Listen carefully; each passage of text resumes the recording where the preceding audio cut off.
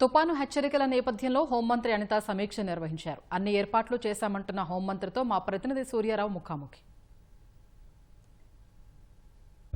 మంతా తుఫాన్ ముంచుకొస్తుంది. మరోవైపు రాష్ట్ర ప్రభుత్వం అయితే సన్నద్ధం అవుతుంది.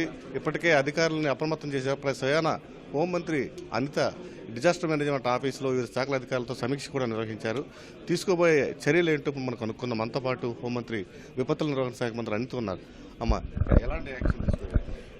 యాక్చువల్గా ఈరోజు తుఫాను ప్రభావిత ప్రాంతాలు ఏదైతే ఉన్నాయో అవన్నీ కూడా ఐడెంటిఫై చేసుకోవడం జరిగిందండి. ఓవరాల్గా స్టేట్ మొత్తానికి ఎఫెక్ట్ ఉన్నప్పటికీ కూడా ఈ 28th, 29th వచ్చే వర్షాలు మ్యాక్సిమం ఈ కోస్టల్ ఏరియాస్లో కాకినాడ చుట్టుపక్కల జిల్లాలన్నింటిలో కూడా అలర్ట్ ఎక్కువగా ఉంది, రెడ్ అలర్ట్ ఉంది.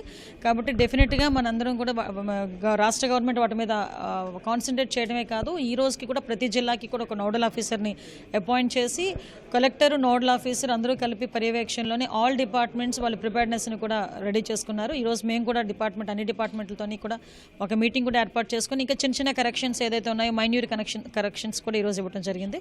ఒకటే ఈరోజు మేము చెప్తున్నామండి, ఈరోజు తుఫానుగా మారే పరిస్థితి రేపటికి ఎల్లుండికి ఉంది, 28th ఉంది. 28th నైట్ హిట్ ఇచ్చే పొజిషన్ ఉంది. కాబట్టి ఆ టైంకి ప్రజలు అప్రమత్తంగా ఉండాలి, అఫీషియల్స్ అప్రమత్తంగా ఉండాలి. ఎటువంటి పొజిషన్ ఉన్నా కూడా ఎదుర్కోవడానికి ఈరోజు గవర్నమెంట్ సిద్ధంగా ఉంది. ఏ జిల్లాలపైన ఎక్కువగా ప్రభావం చూపాలి? కాకినాడ చుట్టుపక్కల జిల్లాలన్నీ కూడా మనకి ఎక్కువగా ఉంటాయండి. సుమారుగా 10 జిల్లాలు అలర్ట్నెస్ క్రియేట్ చేసుకోవాలి. మీకు తెలిసే ఉంటుంది, మీ అందరికి కూడా తెలియాలి. తుఫాన్ వస్తుంది అని మాకు తెలిసిన మరుక్షణం నుంచి కూడా గౌరవ సీఎం గారు డైరెక్ట్గా ఇన్వాల్వ్ అయ్యి ఆల్ కలెక్టర్స్తోని, ఆల్ డిపార్ట్మెంట్ హెచ్ఓడీస్తోని కూడా ఆయన డైరెక్ట్గా మాట్లాడి ఇన్స్ట్రక్షన్స్ ఇవ్వడం జరిగింది. పాస్ట్ ఎక్స్పీరియన్సెస్ని బేస్ చేసుకొని ఫర్దర్గా అటువంటి సిచ్యువేషన్స్ జరగకుండా చూసుకునే బాధ్యతను కూడా మేము తీసుకున్నాం. అంటే లాస్ట్ ఒక 5-10 yearsలో వచ్చిన తుఫాన్లు, వాటి విండ్ పొజిషన్ అవన్నీ కూడా క్యాలిక్యులేట్ చేసుకుని గౌరవ సీఎం గారు ఇచ్చిన ఇన్స్ట్రక్షన్స్ బేస్ చేసుకుని ఈరోజు మనం చేస్తున్నాం.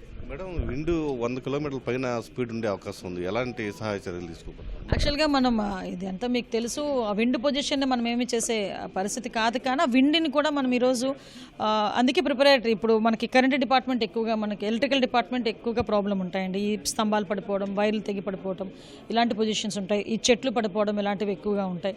సో మ్యాక్సిమం హోర్డింగ్స్ కూడా మేము తీయించేసే ఏర్పాటు కూడా చేసుకుంటున్నాం.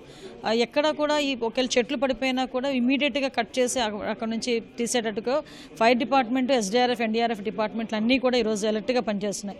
కాబట్టి ప్రజలెవరికి కూడా అటువంటి ఇబ్బంది కలగదని నేను అనుకుంటున్నాను. మేడం, ఎస్డీఆర్ఎఫ్ కానీ ఎన్డీఆర్ఎఫ్ ఎన్ని బృందాలు ఏర్పాటు చేస్తున్నారు? ఎన్డీఆర్ఎఫ్ 13 మొత్తం రిజర్వ్డ్ అన్ని కలిపి ఉన్నాయండి. ఎస్డీఆర్ఎఫ్ కూడా ఇంచుమించుగా 13 టీమ్స్ ఉన్నాయి. ఒక్కొక్క టీంలో 30 మెంబర్స్ ఉంటారు.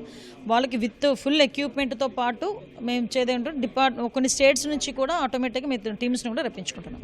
మేడం, తుఫాన్ సమయంలో ఒక చోట నుంచి ఇంకో చోట రప్పించేందుకు హెలికాప్టర్లు అవసరమయ్యే అవకాశం ఉంది. ఏం చేయబోతుంది? వాటికి కూడా రెడీగానే ఉన్నామండి. అటువంటి పరిస్థితులు ఏదైనా వస్తే కనుక మనకి ఇక్కడ వైజాగ్ నేవీలోకి, అదేవిధంగా యలహంక నుంచి, హైదరాబాద్ నుంచి, అదేవిధంగా మనకి చెన్నై నుంచి, వీళ్ళన్నిటి నుంచి కూడా మనము హెలికాప్టర్స్ని ఇక్కడ తీసుకుని రావడానికి కూడా చర్యలు తీసుకుంటున్నాం.